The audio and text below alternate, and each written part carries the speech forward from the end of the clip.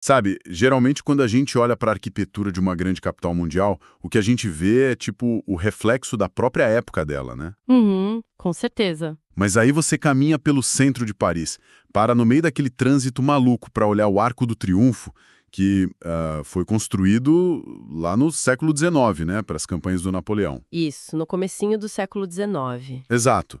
E o que a gente está vendo de verdade ali é um imenso eco de pedra.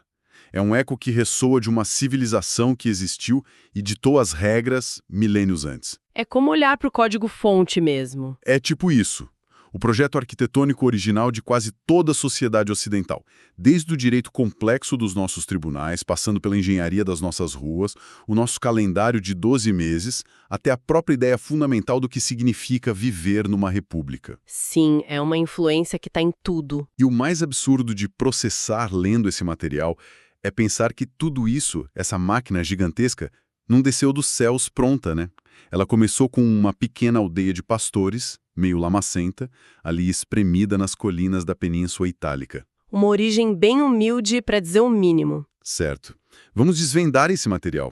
A gente quer entender como Roma passou desse vilarejo vulnerável para se tornar essa força colossal. E o mais intrigante, porque o modelo republicano deles, que parecia tão equilibrado, acabou implodindo sob o peso do próprio sucesso. E eu acho um privilégio enorme a gente poder debater esses documentos hoje. E a intenção aqui não é tipo fazer um passeio monótono por datas, nomes de imperadores ou listas de batalhas que a gente decora na escola e esquece no dia seguinte, sabe? Ninguém quer isso, né? Exatamente.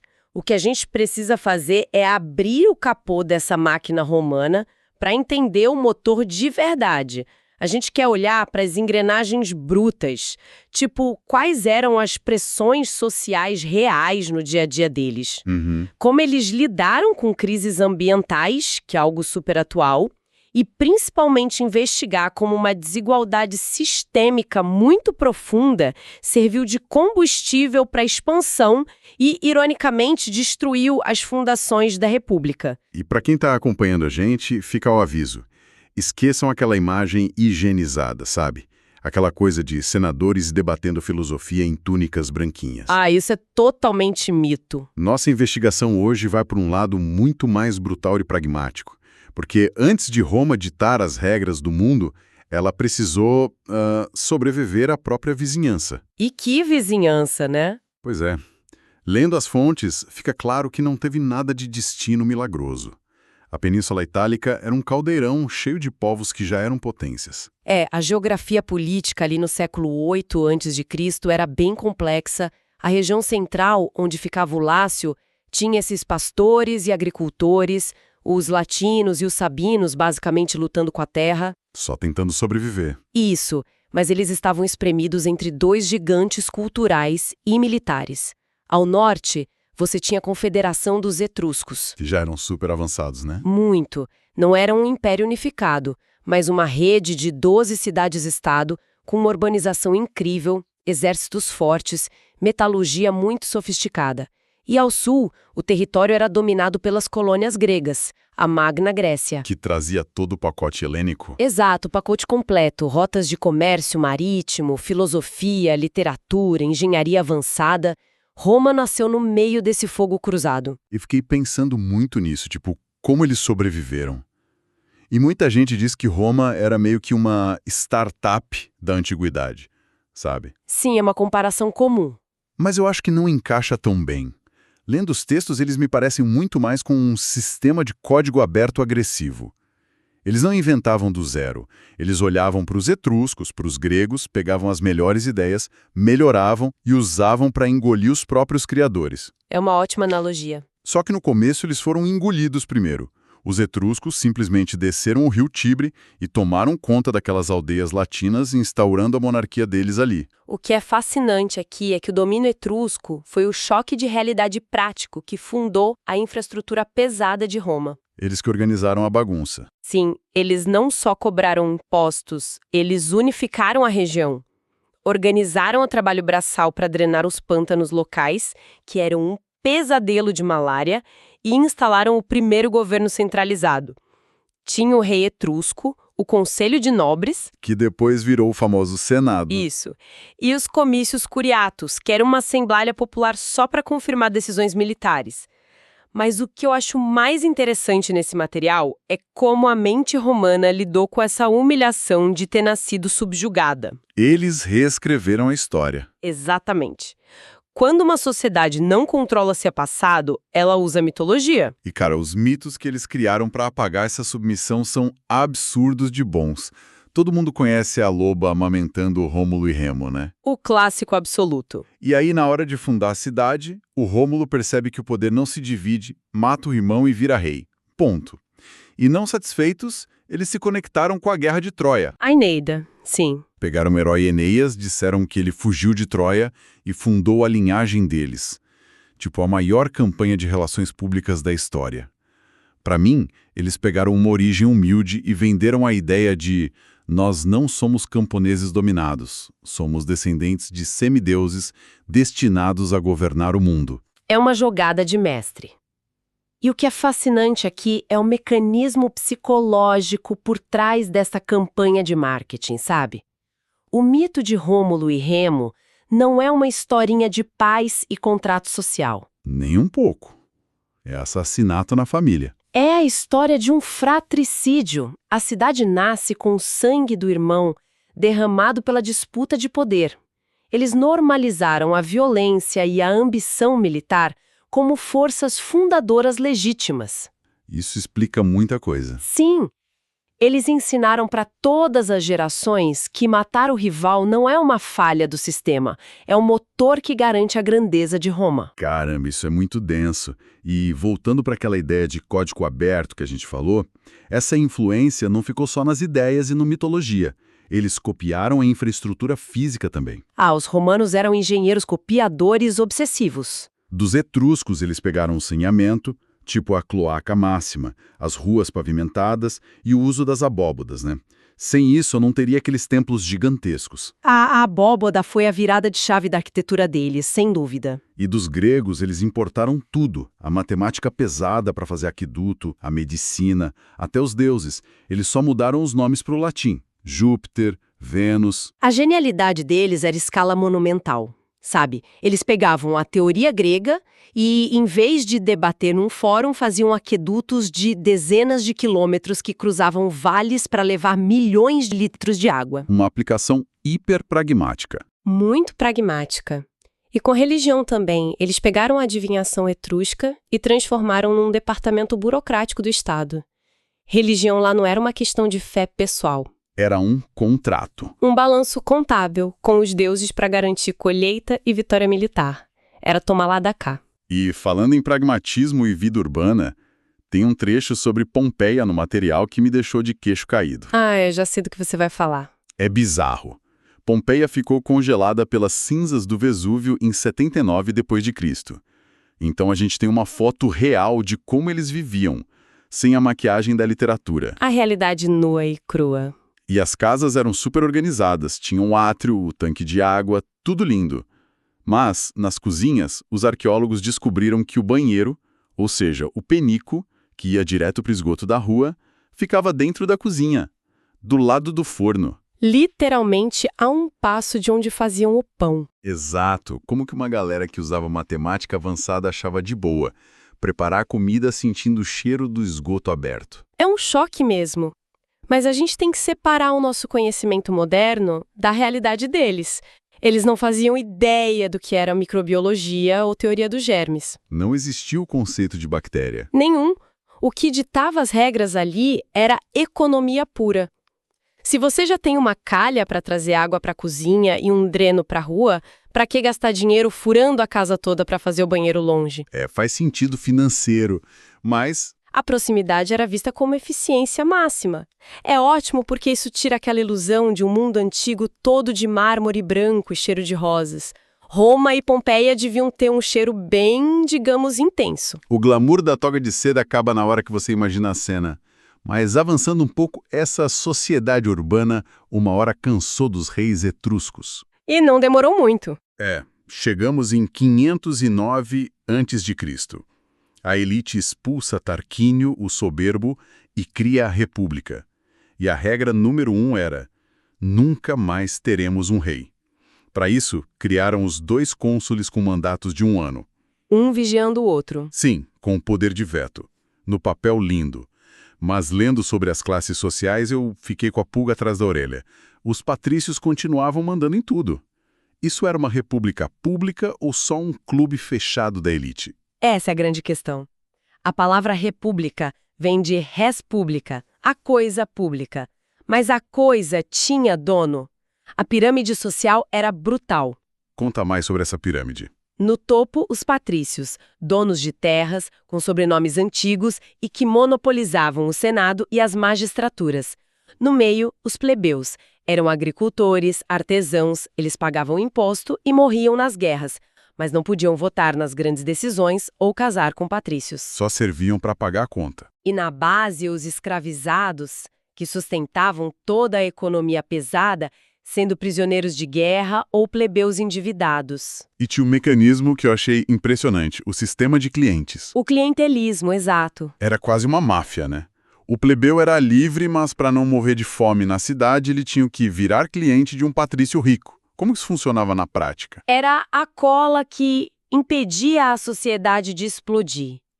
Todo dia, de madrugada, o plebeu ia para a fila na porta da casa do seu patrono patrício, a famosa salutatio. Ficar na fila para dar bom dia. E receber a espórtula, que era uma cesta de comida, umas moedas, um favor jurídico, mas o preço era a submissão total. Nas eleições, o cliente votava em quem o patrício mandasse. E se precisasse de capangas na rua? Eles eram a milícia pessoal do patrício. Então a ilusão era que os cônsules dividiam o poder, mas no fundo era a mesma panelinha de aristocratas controlando a massa através da fome. E aqui é onde a coisa fica realmente interessante. Porque essa mesma elite que controlava tudo tinha uma fome absurda por terras. E as fontes mostram que a expansão de Roma não foi só por orgulho ou glória. Tinha uma crise ambiental gigantesca rolando. Sim, o esgotamento do solo é o motor invisível da história de Roma. Me surpreendeu demais ver ecologia causando guerra na antiguidade. É que o latifúndio patrício não era sustentável. A cidade crescia, eles desmatavam as florestas em volta para construir casas e fazer lenha, o que gerava erosão. E a terra parou de dar trigo. O Lácio teve um colapso químico nos nutrientes do solo, não tinha adubo suficiente. Se Roma não expandisse suas fronteiras para pegar terras férteis novas, a cidade morreria de fome. Era uma necessidade termodinâmica. Expandir ou morrer.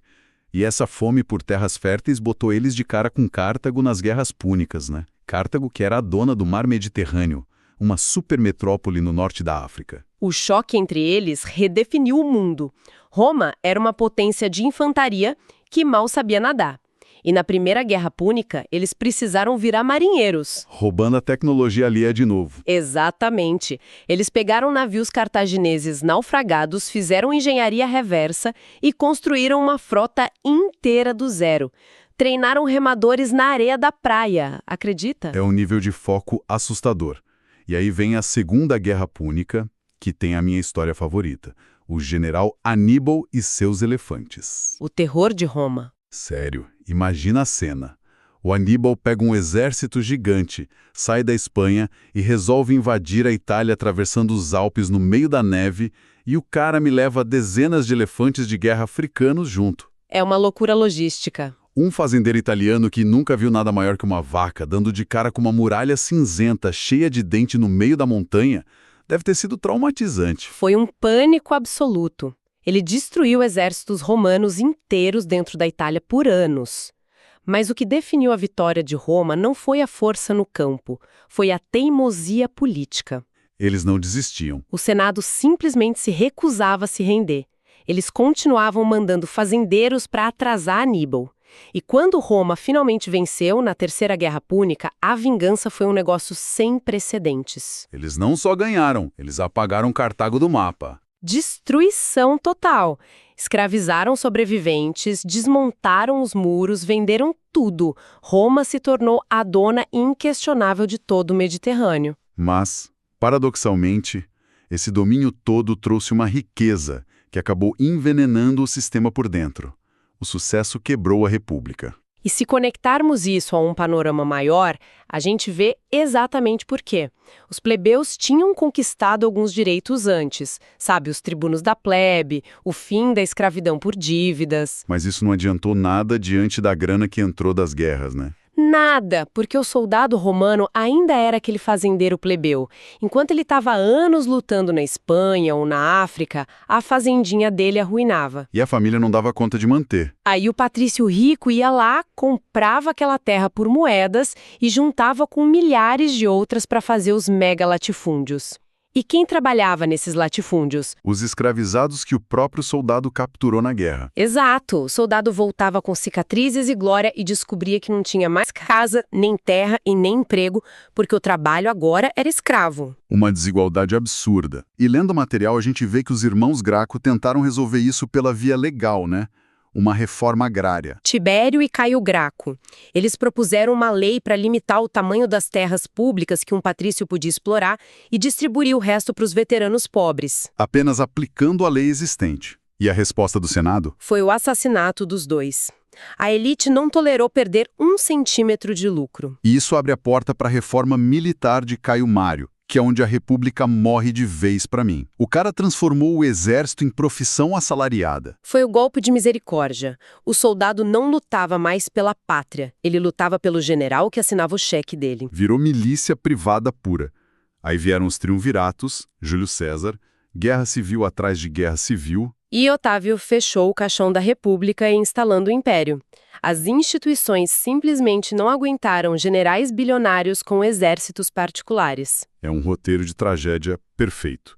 Mas antes da gente fechar, os textos nos obrigam a dar um passo atrás e olhar o mundo fora do Mediterrâneo, porque a gente foca tanto em Roma que esquece o que rolavam na África, por exemplo. Exato. O mundo antigo não estava só esperando Roma chegar. Muito longe de Cartago, você tinha a cultura Nok, ali na Nigéria e Mali, desde o século IX a.C. Os caras já mandavam super bem na metalurgia do ferro. E de forma totalmente independente, o que mostra um avanço tecnológico absurdo. Eles provavelmente são os ancestrais dos iorubás. E não dá para esquecer do reino de Kush, na Núbia. Um nível de poder incrível, cheio de pirâmides e contato direto com o Egito Antigo. E não era só o Egito mandando em Kush. Teve toda uma dinastia de faraós vindo de Kush que governaram o Egito inteiro. Isso quebra muito aquele viés eurocêntrico de que só a Europa estava se desenvolvendo. A galera na África estava fazendo grandes rotas de comércio, negociando ouro e ferro. Eles tinham redes logísticas extremamente complexas cruzando o Saara e o Nilo. O mundo antigo era totalmente interconectado e multipolar. Então, o que tudo isso significa no final das contas? A gente viu Roma nascer do barro, absorver tudo dos vizinhos, dominar um continente pela fome do solo e virar a maior máquina de guerra da antiguidade. Para depois ser engolida por ela mesma. Exatamente. A ganância destruiu a classe trabalhadora militar. Mas eu quero deixar o pessoal com uma pulga atrás da orelha. E eu sei que você tem um raciocínio perfeito para isso. Olha, a grande lição da República Romana é que ela não caiu porque bárbaros invadiram ou um exército inimigo foi mais forte. Ela ruiu porque suas próprias instituições políticas foram incapazes de lidar com o abismo de desigualdade gerado pelo próprio sucesso financeiro deles. E a reflexão que fica é, se você olha para as democracias de hoje, quando a população perde a esperança no bem comum e passa a dar lealdade a líderes populistas que prometem resolver uma crise que o próprio sistema criou, será que não estamos vendo as engrenagens de Júlio César voltando a girar? Essa dói só de pensar. Bom, é para deixar todo mundo refletindo mesmo. É incrível o que a gente tira dessas fontes históricas quando olha de perto. Muito obrigado por desvendar tudo isso com a gente hoje. Eu que agradeço. Sempre é ótimo debater isso. E a todos que estão nos escutando, continuem questionando e investigando. Até a próxima!